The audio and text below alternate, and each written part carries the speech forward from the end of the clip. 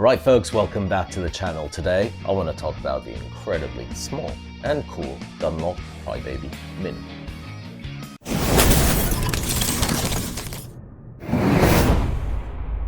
This really cool pedal is brought to you by the good people at Dunlop and is basically the Crybaby, just half the size.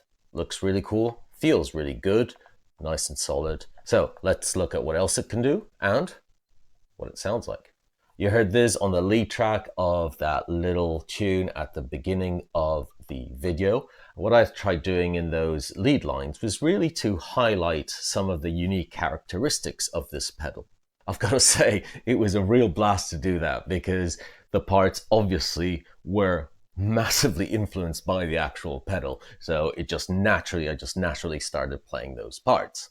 You will hear in that track that I started off doing a few sweeps in terms of finding the right position. Then at 3 3/4 of the way, it created that typical nice Crybaby Hendrixy kind of growly voice, just really going from heel to toe to emphasize the full sweep of this pedal, despite being so small, and the unique sound that it has.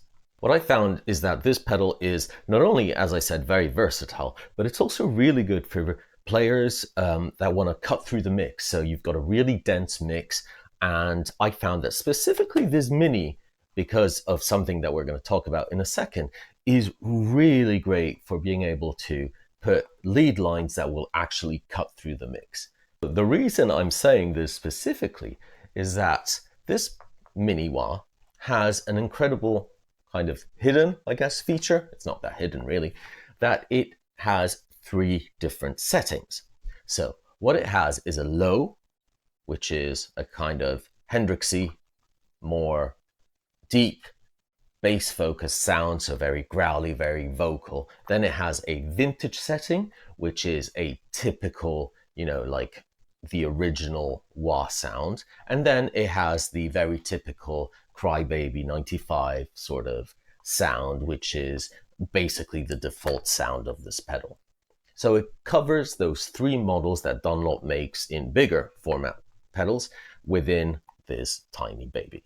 Now, in order to access that, you will have to remove the 4 screws here. I've kept one on just for the ease of it, and then pull the back plate down and select it via this really cool switch. First thing I'm going to say, I'm sure there's a reason, whatever it is, but could that switch not be on the outside? Don't know. Anyways, I've got to say it's a bit of a pain in the ass to unscrew these. I understand that maybe players won't want to switch between these different modes of the wah during a song, but it would just make it easier if it was on the outside. Going back to the specs, despite its tiny size, this is incredibly similar to the Big Brother. So it's equipped with the legendary phasal inductor. It has the full sweep that the Big Brother has, and it's light, compact, and really feels very, very similar in terms of your movements to a normal size wah. Obviously, guys, as usual, this is a mini pedal, so it does mean that there is a bit of a learning curve in terms of the control over the sweep of the pedal. Those of you that are used to the big pedal will initially, no doubt, find it a bit too sensitive, so you'll have to just readjust the way you normally play. Quite frankly, it took me about 3 minutes to do that. And it's just a kind of head to foot thing that you just need to rewire and just listen with your ears and kind of see the different sweep. But that is perfectly normal because obviously the size, guys, is tiny. This is half the size of a normal wah. So it is worth it because it saves incredibly precious space on your pedal board.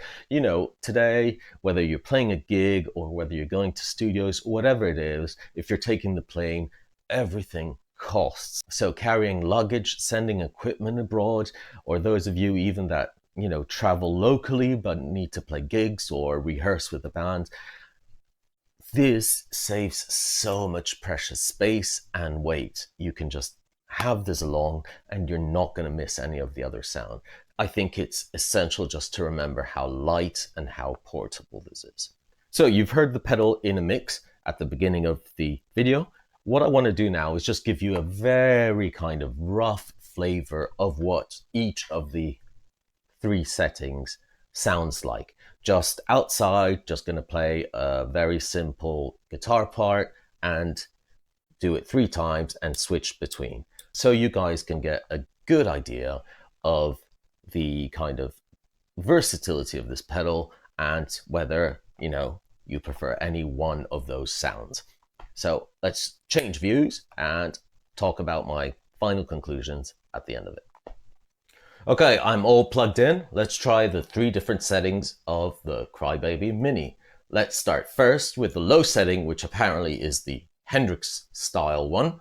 And just for your information, I am playing my Aria Pro 2 kind of Hendrixy guitar. I'm going from the wah straight into the Friedman IRX, and then I'm going into my audio interface. Very, very simple.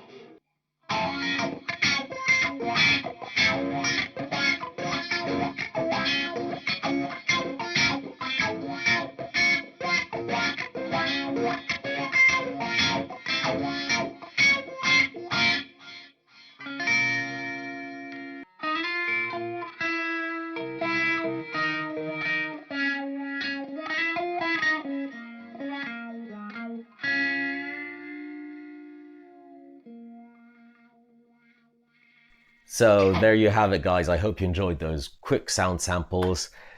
The Dunlop Crybaby Mini.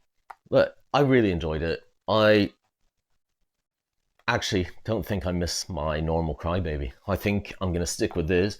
I thoroughly enjoy the selector switch. I wish it was on the outside, but I really enjoy the fact that I can change those sounds. Naturally, I gravitate towards the Hendrix one just because that's the way, I don't know, that's the music I love. But in the studio here, recording new tracks, I love the fact that I can switch with in between and get maybe a slightly more modern sound, a slightly more vintage sound. I absolutely love it. I think it does everything that Dunlop's wires have always done, and it's really cool. It's about 90 to $100, so I think it's a fair price for such good technology. And I just want to say, sometimes it's very hard for a historical, massive company like Dunlop, or like Gibson, or like Fender, or whoever it can be, Marshall, whatever. Those companies often struggle with, keeping the historic customers happy, but then also moving on with new products, innovations. And, we've seen it time and time again. Often it leads to failing products.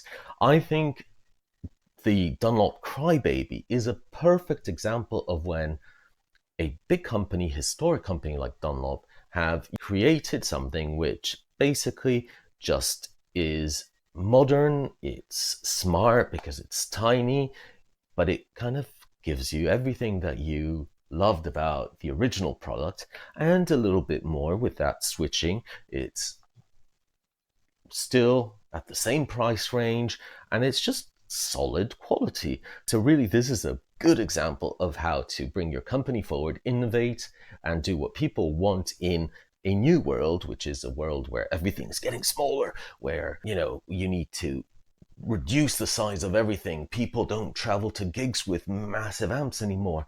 And Dunlop have done this really well because this is great. It's really smart. You can also get a bass version of it, which is really cool. So this pedal is definitely worth checking out. Whether you're just a stay-at-home player, studio player, pro player, whatever it is, whether you travel, whether you don't. I actually think even at home, why have that massive big ass pedal when you can get this? Really good, sounds just as good as the other ones. So thumbs up for this. I hope you guys, as usual, have found this useful. I, again, wanted to give you a rough idea of what this pedal sounds like. So guys, as always, this channel is about helping out and giving maybe some of you that are about to buy a piece of gear, guitar, pedal, amp, plugin, whatever, just a rough idea of what it sounds like, of what you're kind of going to get into. In this case, it's really good. I just am very happy with it. So I would highly recommend this. As always, keep strumming, guys. Let me know your thoughts in the comments. I really appreciate it. Let me know, do you think there's any smaller watt pedals that sound better than this? I've tried a few, but this is still number one. So thank you very much. I really appreciate the fact that you keep watching these videos, and be nice to each other. Peace.